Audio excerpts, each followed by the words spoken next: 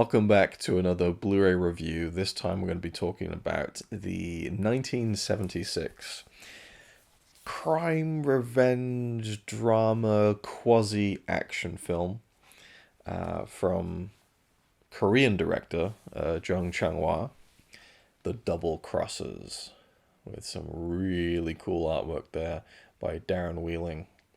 I love the kind of the color design of this one and just the renderings of all the major players in the film. The Double Crosses, which translated directly from the Chinese title is a really cool one. Ghost Plan Double Heroes, which is kind of an interesting literal translation of the title, although Frank Jang in the commentary talks about how that's a literal translation of how it's written, and because the word ghost sounds like also the word for kind of like cunning, and so it can also kind of be more maybe faithfully adapted into the English title of like Cunning Heroes or Cunning Duo. But I like the more literal Ghost Plan Double Heroes. It's really kind of cool. Anyway, so this film, Double Crosses from 1976, as I said, presents a kind of interesting snapshot into Golden Harvest in the 1970s in terms of the way they were competing it against Shaw Brothers, where the Shaw Brothers kind of films from that era and that period in the 60s and 70s were very much films that were bound to sets. Even outdoor locations, you would just see, painted backdrops and stuff. Whereas Golden Harvest, they were putting on these kind of globe-trotting films, going to different countries. And this one in particular has 3 different countries all on location. And also them dealing with the entire Hong Kong film industry, dealing with the death of Bruce Lee. So we saw that recently with another Eureka release, Slaughter in San Francisco, which I need to get around to doing a full in-depth review of, because I really have a lot to say about that film and the Blu-ray as well.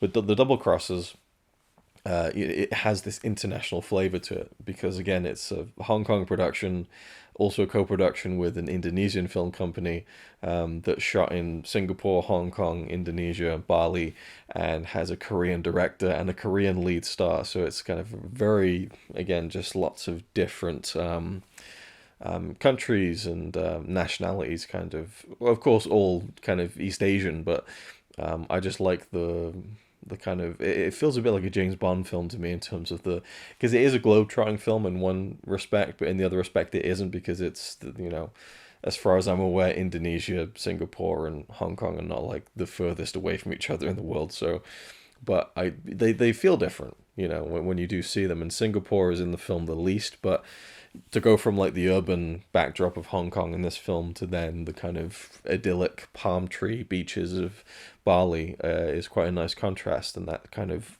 splits the film almost neatly in half, really. By the time you get to Indonesia, it's about halfway through the film.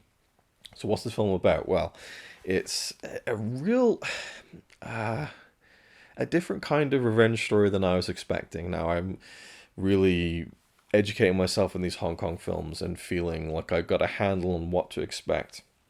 And this one wasn't quite as action heavy as I was expecting, purely by the fact that a lot of Hong Kong films are pretty, chock full of action.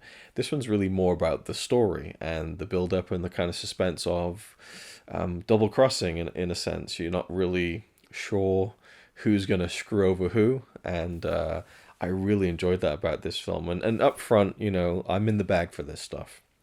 If it's a Hong Kong film, I'm just intrigued to watch it purely on that basis. I think at this point in time, it can be safely said that I'm a huge fan of Hong Kong films, which has really grown since Eureka have been releasing a lot of these films. So I am biased towards it. I wouldn't say The Double Crosses is a great film, but I loved watching it. I had a really great time with it. I like the music a lot, by Joseph Koo, who's a name that I'm becoming fast familiar with in the opening credits of a lot of these films. But it has a real nice classical feeling to it that really reminds me of, again, the James Bond movies. There's this kind of heroic theme that just feels like you're going off on an adventure to a different country, which they very much are in this film.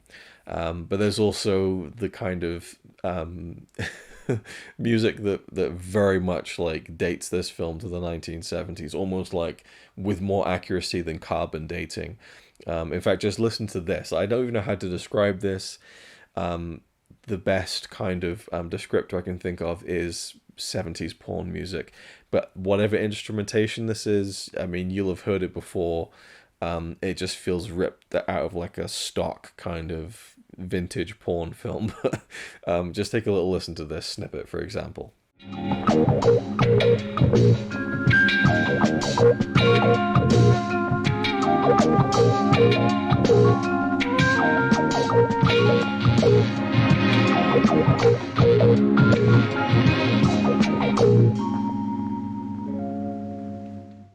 So yeah, I don't know what that is, but that just kind of snaps you right into the feeling of, oh yeah, 70s. I mean, the fashion's there too for this film. It's a contemporary set film when they made it, but in fact, the opening like scene of the movie, the most prominent, I would say, the most prominent like shot of people you see at the beginning of the film is just flares. It's just like 70s flares, like it throws it right in your face at the beginning. But that scene of that woman walking up into the park, the next part of the music that comes directly after that feels a lot more classical. I'll show you a clip from that too, and hopefully it'll get through with the copyright.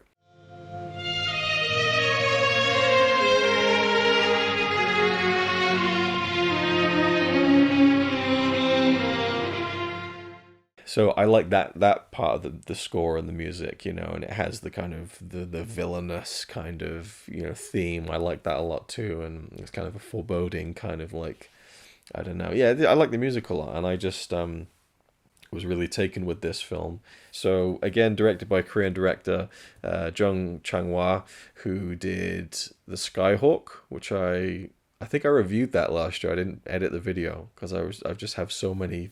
It's just, yeah, it's crazy. I really enjoyed that film. I should get around to editing that review. And then also a film I've seen called King Boxer, which was then released internationally as Five Fingers of Death, was a huge film for kind of the kung fu craze of the 1970s, making it over to America. But he had a very interesting career as a Korean director, who then was kind of headhunted by the Hong Kong film industry, came over to Shaw Brothers, and then left Shaw Brothers like so many did in the 70s.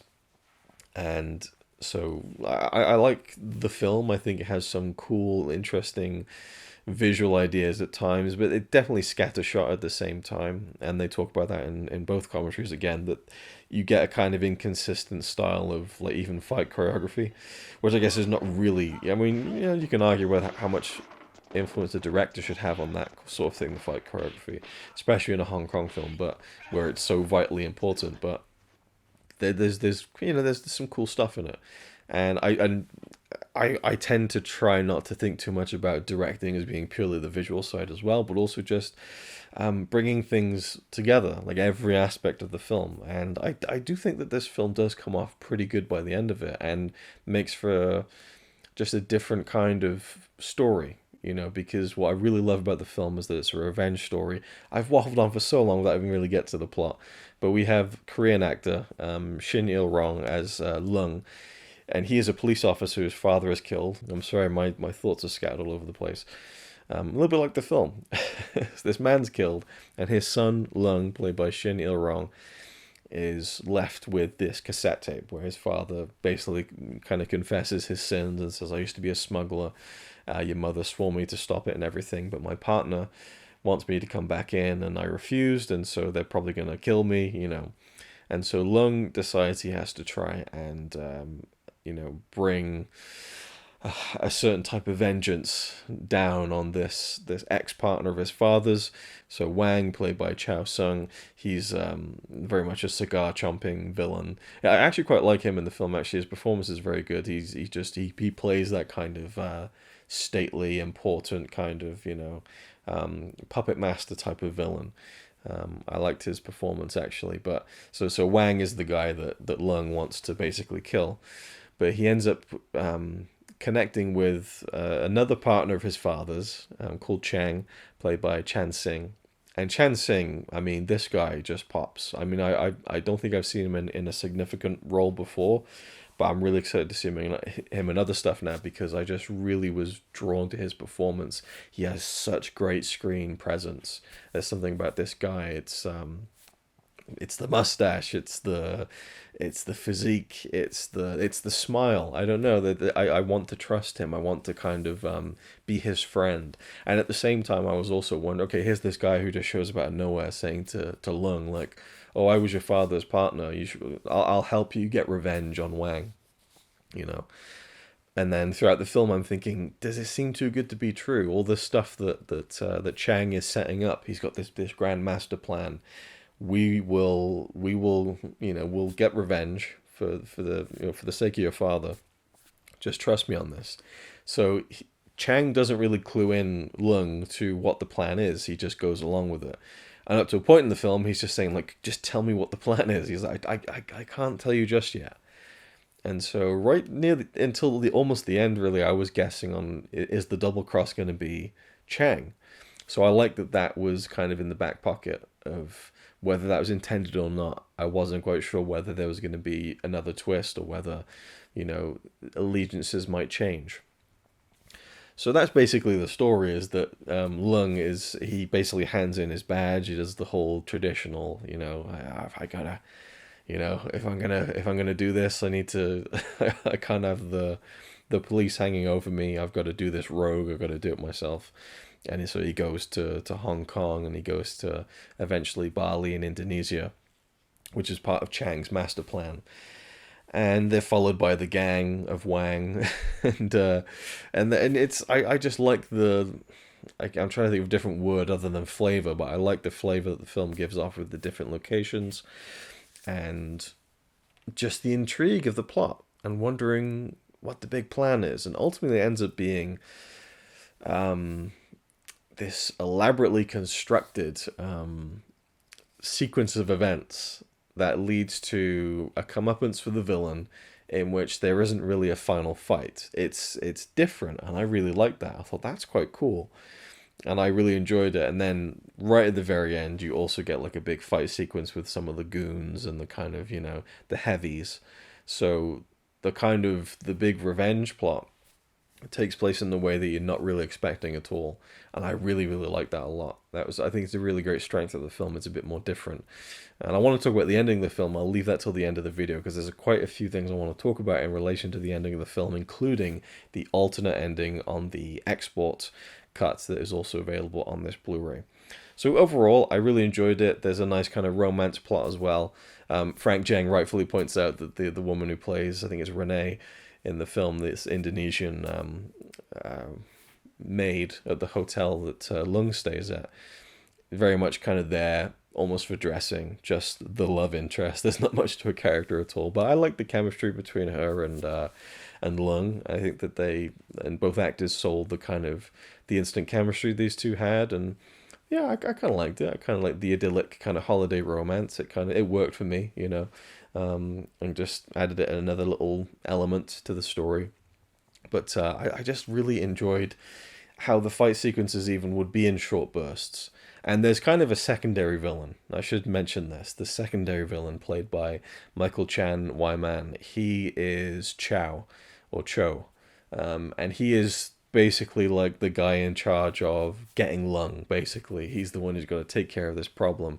And he always has to come back to Wang being like, I didn't get him this time, But for as much as he comes across as incompetent at times, he is essentially the main villain of the film because he's the one who's going out there all the time and getting into these altercations. And there's even a really nice fight sequence between Chow, Michael Chan Wyman, and Shin Il-ryong as Lung in a kind of like a small confined space in this hotel room.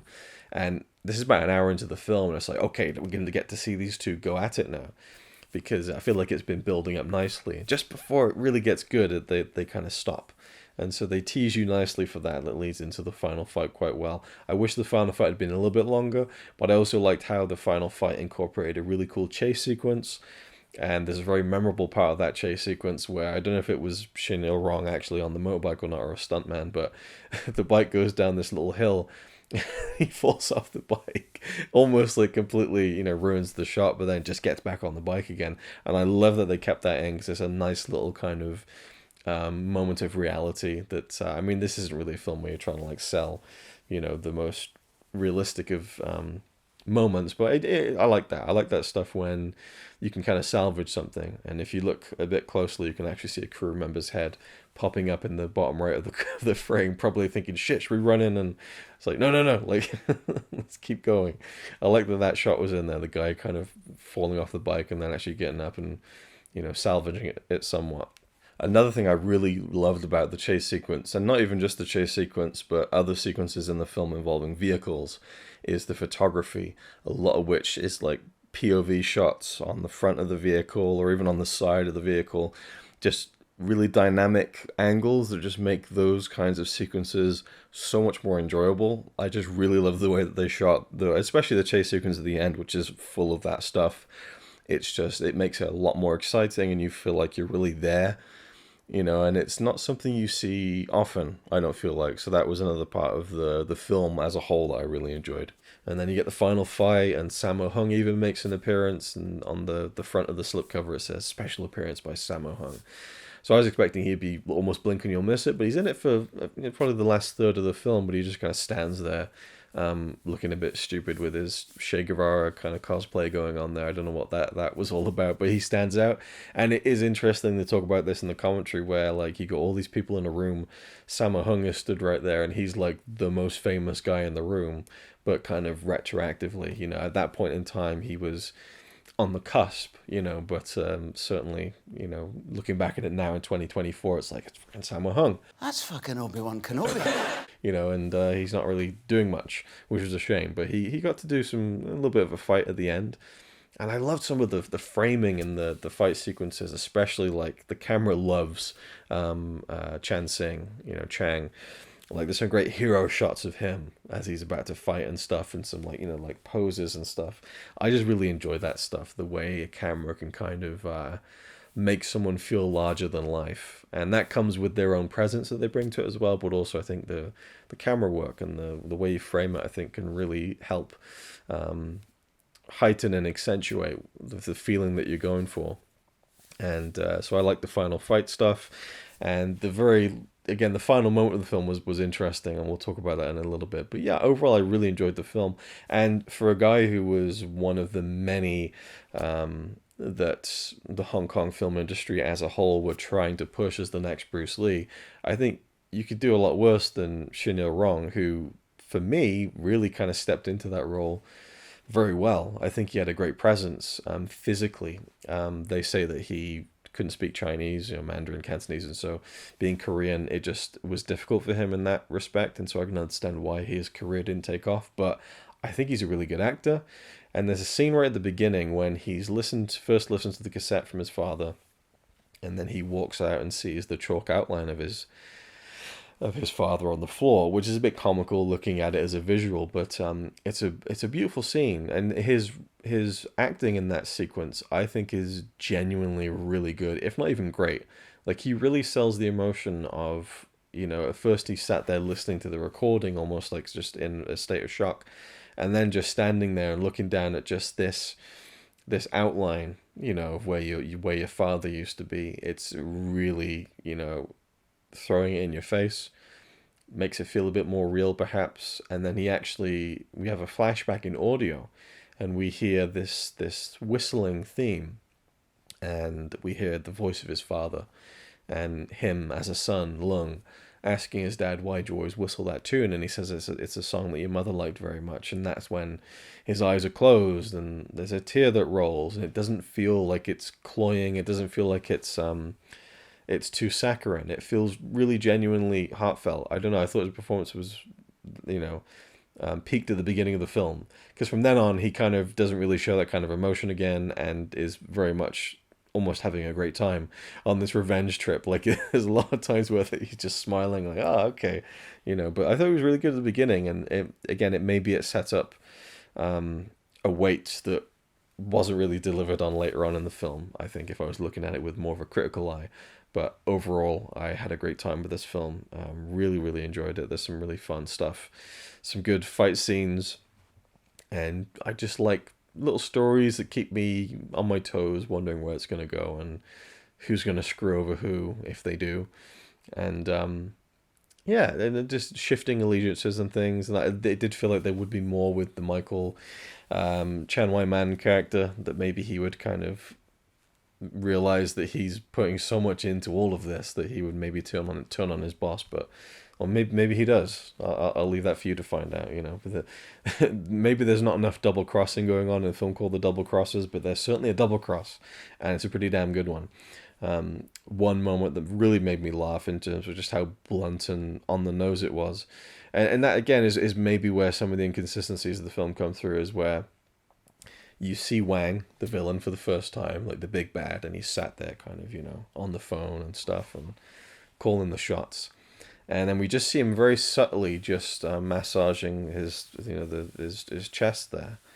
And it made me think, oh, is he ill or something? And then, like, camera pans down, and then we see him kind of opening a bottle of medication, and it's okay, there's something wrong with him then. That's interesting. And, just, again, it's that whole idea of show, don't tell. It was very subtly done. Well, maybe not very, very subtly, but it was, it was nicely readable that he's ill. But it wasn't like he's like, oh, get my medication. Like, it was just a nice subtle touch of the chest there, and gets the pills. You can then kind of put the pieces together in your mind that this isn't like heartburn medication, maybe something a bit more serious. But then they just trample all over that when he's taking the pills, and then this hand just appears out of frame, into frame with a glass of water. Got to be careful with that health of yours. I just was laughing so much. I was like, fucking hell. I was like, oh, he must be ill. Got to be careful with that health of yours. Don't worry, I'll go take it and put it in Tim and Daisy's room. It was just this very stilted, like Brian from Spaced-esque. Maybe not line delivery, because I can't understand the language, but just the way that it appeared. Literally the hand, like, don't forget medication because you're sick, that was funny. I don't know. And there's some unintentionally funny bits in the film as well, and I'll leave some of that stuff because it kind of ties into the ending as well. But overall, the double crosses for me was a really good time. So the extras, we have 2 audio commentaries on the film, which anyone who's listened to me talk about many of these releases, or if you keep up with them yourself, it should be no surprise that the 2 different teams we have are Frank Zhang on commentary number 1, and on the second track we have Mike Leader and Anna Venema. Now, Frank sometimes appears as someone else, sometimes on his own, and I do feel like Frank operates maybe at his best when he's bouncing off someone else. Frank's track was incredibly informative, as they always tend to be, very well researched and stuff, and enjoyable too, just kind of him commenting on the film at times, and different, like the Botanical Garden I think was a place that he talked about and had memories of going to as a child and stuff. So I like all that stuff from Frank, but this is one of the drier Frank Zhang tracks, I think, where there are lulls where he just won't be saying anything, which doesn't usually happen with Frank. But it speaks to how kind of obscure this film really is, and there isn't a whole lot of information out there about it. And there's even the fight choreography, like who is the action director on this film, that information is not really available. They talk about that in both commentaries, and they both kind of assume that Sammo Hung, being involved in the film and playing a minor role, very likely did the fight choreography for the final fight of the film, in which he takes part in, but perhaps wasn't the fight choreographer on the entire movie, which explains why some of the fight scenes feel different than the other ones. Frank talks about how the film was released for like 6 days in 1976. Like it didn't even get a full week of release, and it was pulled, didn't make a lot of money, was not very successful, and then basically languished in obscurity since then. Frank does say that he believes this might be the first time it's come out on home video. That isn't true, because I've looked at a comparison of 2 different versions of the film, which was done a number of years ago, and I think it's comparing a DVD release to a VHS release. So it has come out, and I think it was like an alternate title that it had was like Kung Fu Killer or something like that.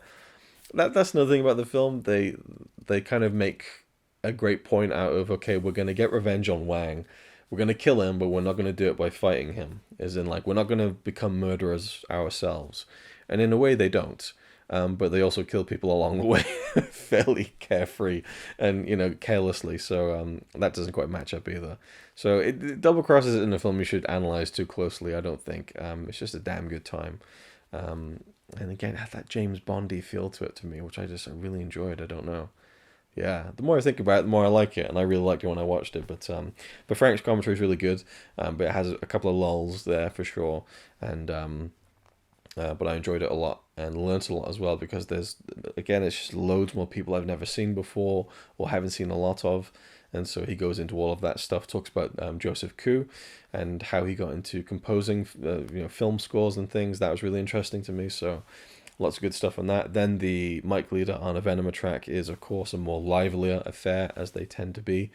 Mike had me laughing in the first few minutes. They were talking about Singapore and how Mike referred to it as Hong Kong light, or Hong Kong without the sugar, which was an interesting way of putting it.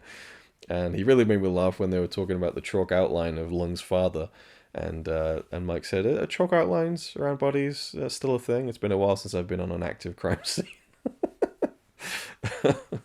Valid question. Like, if that's it's still in practice today, probably not. Anyway, so yeah, I had a good time with that track, and they talk a lot about the things that you would expect, and about Michael Chan Wai Man, who gets profiled by Frank as well, and it's just like this incredible story of this guy who went through so many different things and has a lot of background. And I really enjoyed in Mike Leader and Anna Venomous track, Mike talking about just his experiences in filmmaking in Indonesia. That was really interesting. He's worked on, I think, films and TV shows in Indonesia, so that was kind of a fascinating insight to that side of things. And they talk about, again, the fight choreography, how some of it feels a bit different. Some of the film has kind of wackier angles and things, and there's a lot of moments where a character will punch into the camera, and I like that stuff as well, but it definitely feels a bit choppy, I think. It doesn't feel like it has a full style all the way through. So I really enjoyed the commentaries, and actually the whistling thing, the kind of the tune that Lung's father would whistle.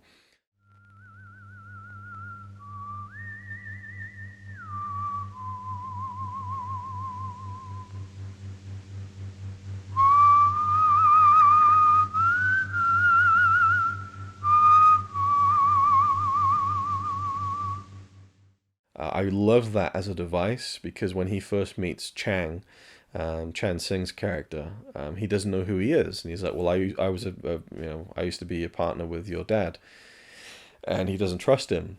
And then Chang whistles that thing, and I just think it's a nice it's a nice melody, and I like the sentimentality of it as well, and I like that it's something that's kind of has a plot. There's a usage to the plot there where it actually kind of helps Lung in two different instances. There's another moment where he gets to an airport and someone whistles it, and he knows that that's the person who's going to actually help him, and not the people who are going to try and kidnap him or take advantage of him or whatever. But they kind of criticize that, or I think Anna criticizes it as a bit like, or what Mike might have, one of them did, that it was a bit lame or whatever and didn't make much sense. But I liked it.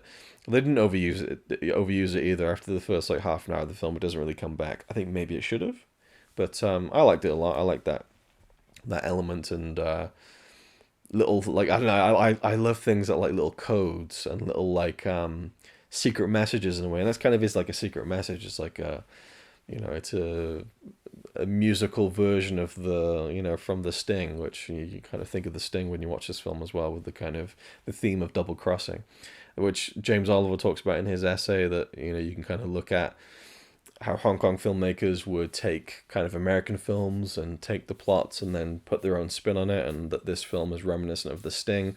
I don't think it's wholly reminiscent of The Sting, which for me is like one of the best films ever made. It's just fucking incredible. But yeah, there's definitely an element of there is a sting.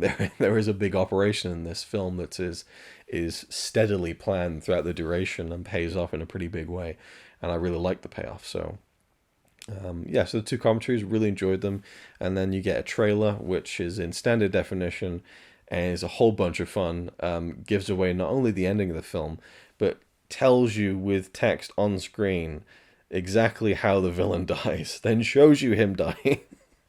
then shows you the final shot of the film. Like they just go crazy with like, and they're selling it as like, and it literally on screen is like action, action, more action, and there's like 70s kind of like pow kind of like graphics and stuff.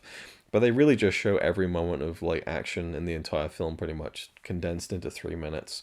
Um, and also the title of the film is like The Double Cross, Sirs, which is on screen about 17 different times as well. So I love these like wacky old trailers that just they seem desperate to sell you the movie. I think it was just like a worldwide sensation or a worldwide hit, and it's like, well, not really. It wasn't really a hit anywhere, and and then at the end it's like watch out or something, or I don't know. There's some like weird ending caption, but there's probably like 30 different captions in this trailer alone. They just go crazy with them, and I like that they include them. And then the essay, I should. Well, before we'll save that. I need to try and remember how I do these. We'll look at the cover again, before we kind of round off the thing here. I really love the style of this, the colors, and I was talking about like the hero shots of like Chan Sing, that really comes across in his kind of figure on the cover there. Yeah, I just really like it. You just get all the main characters. It's really cool, and actually, Michael Chan Wai Man gets featured twice on the cover. On the back there, you get all the information. It's a 2K restoration of the original Hong Kong theatrical cut, and then there's I forgot to even mention the alternate cut, which is the English language export cut, which also comes from a 2K restoration. To my eyes, looking at both cuts, it's like the exact same. They'd use that as the base because there's like literally no discernible difference in quality as far as I can see. Although I do like that the Hong Kong cut got like the lion's share of the data on the disc. It's a single disc for both cuts, and I think that the Hong Kong cut is like 25 gigabytes, and then the export cut is like 15, 16 gigabytes. So they put the majority of like the the beefier bit rate into the main Hong Kong theatrical cut, which is really the best way to watch it. The English version, I'll talk about in just a second, but it's certainly not the definitive version of the film. But I love that they included it anyway. I think it's really interesting that they included it, and I'm glad that they did. So we have the original Cantonese mono audio, an optional classic English dub. Although I think Frank Zhang said this was in Mandarin, and that they hadn't fully yet transferred over to Cantonese in Hong Kong. It was in transition around this time. There was a Hoy Brothers or something. There was a comedy that was done in Cantonese, and that kind of shifted the balance of Cantonese to Mandarin. So I think this is in Mandarin, even though it says Cantonese on the back.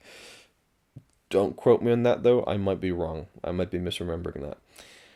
But yeah, so it tells you all the extras, and then on the inside you get the same artwork, which is very nice, and you do get, if you open it up, a nice alternate artwork there, an original poster which you can swap out if you want, the double crosses. Very, very nice. Yeah, I like the design of this whole package, really. And then we have the booklet, which has a nice image there on the front. We've got a briefcase there, and there's kind of the black oil kind of dripping down. Very nice, because oil plays a big part in the whole plan and scheme. We have like the car wreck as well.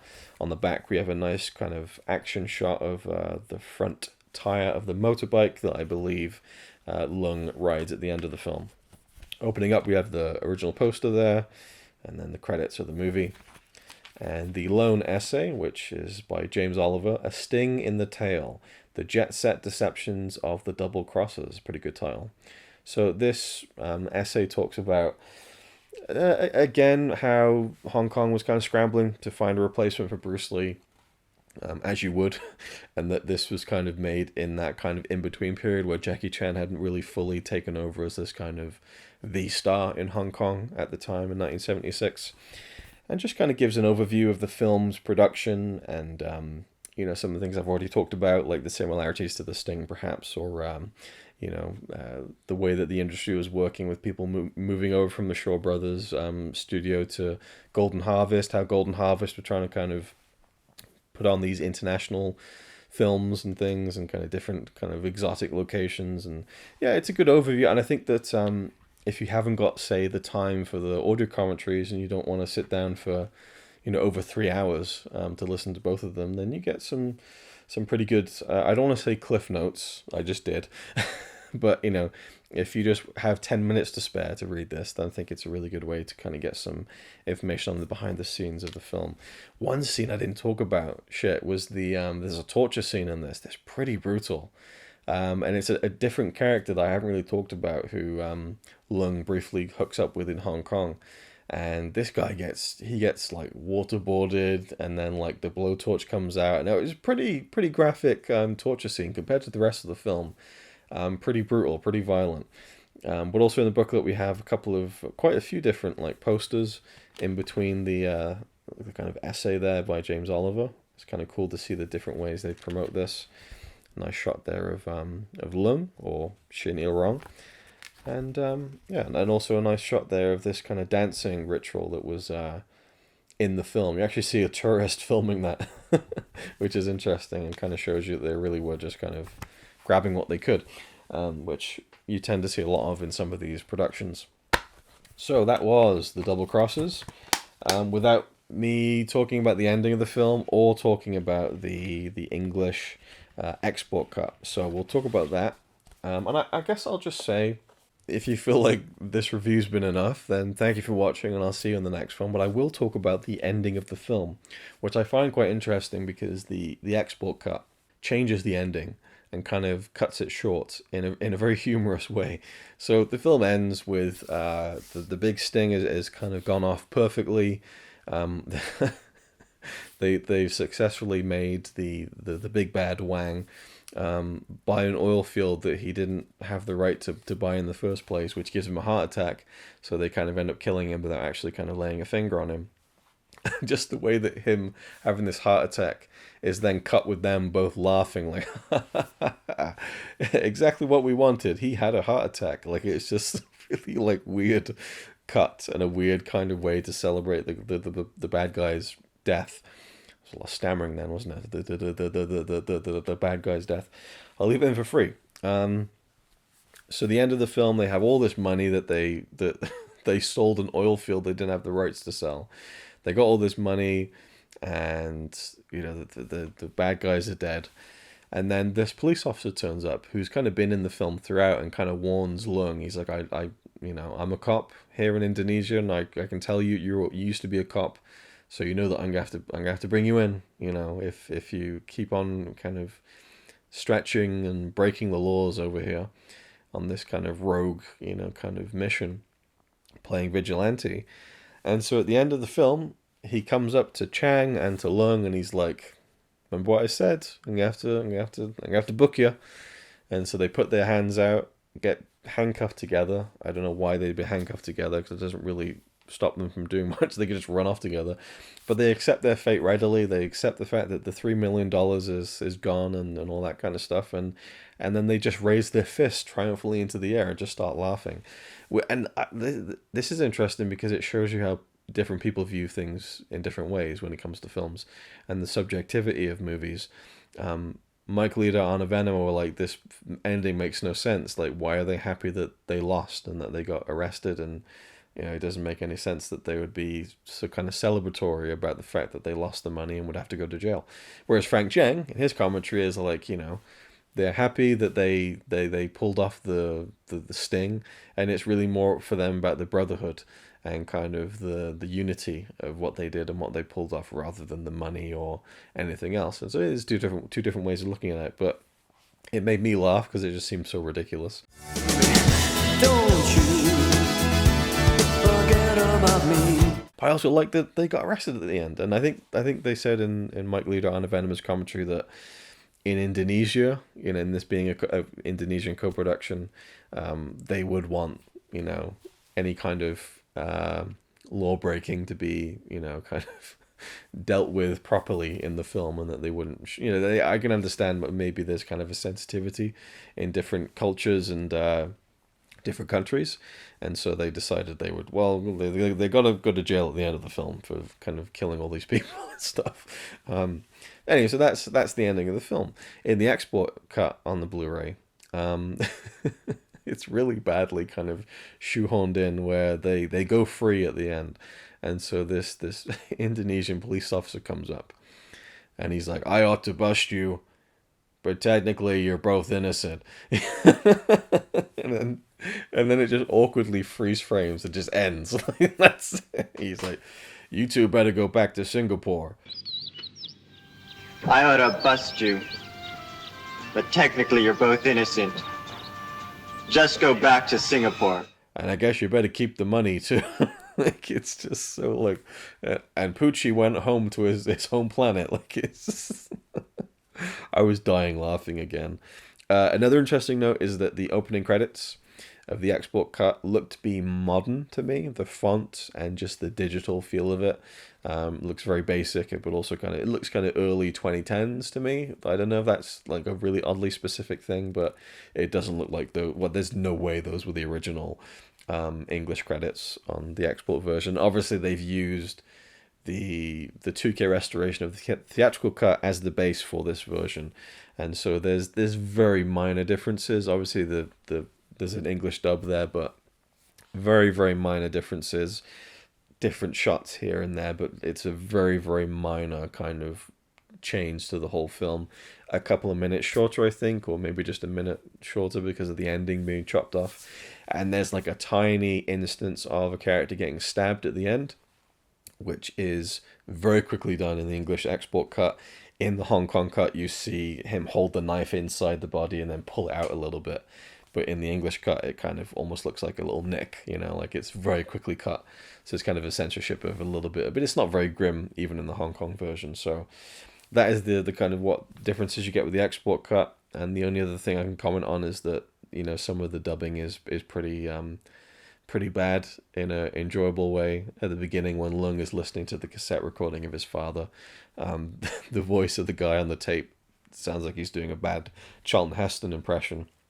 Like, your father and I were smugglers. Ah, yes. Smugglers on Gordon Street. It is, there's something about it. It just sounds like someone who's trying to add gravitas without knowing how to, add gravitas. I don't know.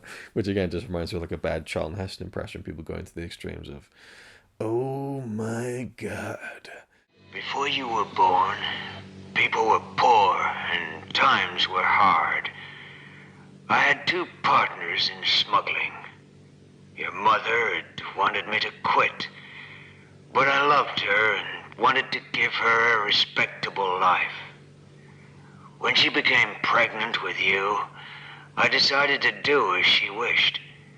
My friend and other partner, Chang, never did like Wang, the third partner.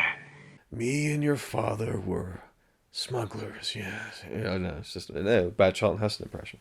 So that's pretty much it. I waffled on way longer than I thought I ever would on this film, but I really enjoyed it, and it's a really good release. And it's just nice to have stuff like this that was dropped into Hong Kong cinemas in 1976, swiftly plucked back out again, languished in a cupboard somewhere for decades, and then had a couple of different, I'm not sure on the window of time in which it came to home video, but certainly a film that I'd never heard of. I haven't heard of most of these films, but it's not one that is revered or respected or talked about really. But that's what I love about these kinds of random pulls.